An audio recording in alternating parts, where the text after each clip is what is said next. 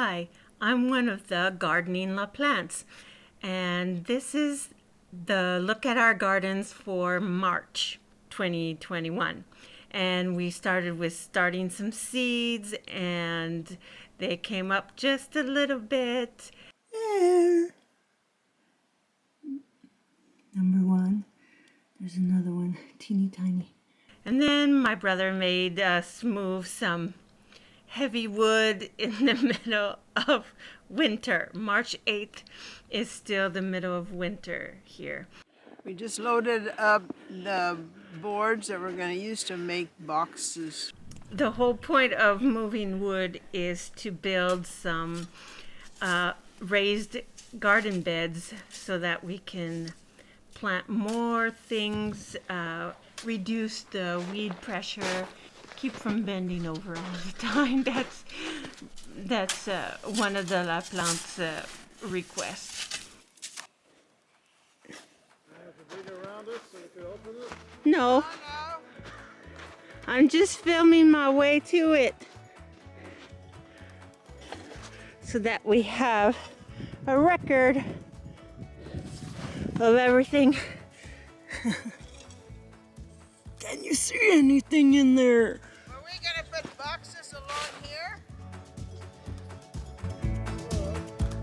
Because that's easy access to the water along here. And then we get it out of the mud down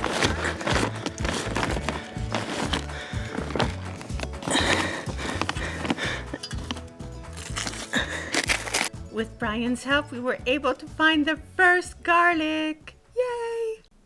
And then by March 11th, we had completely fallen in love with our baby basil and onion. And then on March 13th, I planted some columbine, lavender, delphinium, forget-me-nots, and lobelia.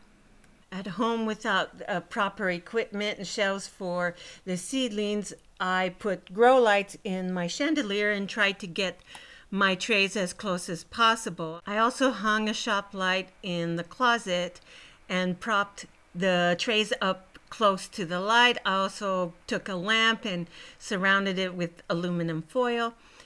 And you know what? It worked. The seedlings started to grow.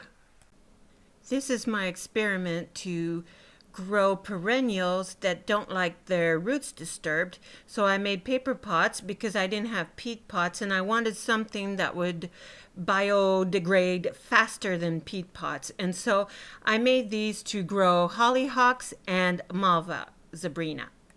This is our original seedling setup. We have lights hanging from the ceiling, but it was still dark, and with the amount of seedlings to come, we had to do something else. All right. So Brian and I, we just wired those lights to the bottom of the shelf. So down there we have some more onions. Those are big white and yellow onions. And then we have some ground cherries. Hey, remember the wood that Brian made us move on the 8th of March? Well, by the end of March, we had moved enough of it and started cleaning it and oiling it so that Brian could start making his boxes for planters.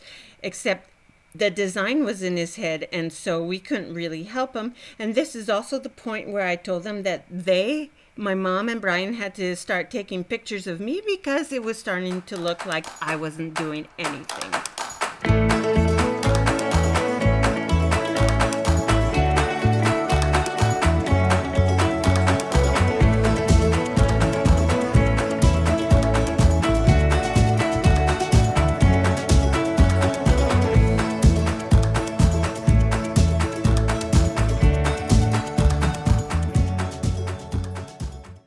Meanwhile, I'm taking stock of all the things we have left to prepare, like these salad tables, and wait for the snow to melt, and ice over the garden plot. It's not going to help us at all to have the mountains of snow right on top of our plots.